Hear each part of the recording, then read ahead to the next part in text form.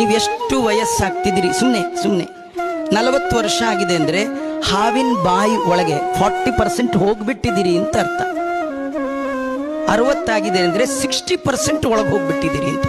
ಆ ಹಾವಿನ ವಿಚಿತ್ರ ಏನು ಗೊತ್ತಾ, ಅದು ಕಾಲ್ ಕಡೆಯಿಂದ ನುಂಗ್ಕೊಂಡು ಬರುತ್ತೆ. ಅದು ಕಾಲ್ ಕಡೆ, ಅದಕ್ಕೆ ಮೊದಲು ಬರೋದೇ ಕಾಲು ನೋವು, ಆಮೇಲೆ ಸೊಂಟ ನೋವು, ಆಮೇಲೆ ಭುಜ ನೋವು, ಆಮೇಲೆ ಇಲ್ಲಿ ತನಕ ಬಂದ್ರು, ಇಲ್ಲಿ ಬಂದಾಗ ನಾರಾಯಣ ಅಂದ್ರು ಕಕ್ ಬಿಡುತ್ತೆ, ನಿಮ್ಮನ್ನು ಉದ್ಧಾರ ಆಗ್ಬಿಡ್ತೀರಿ.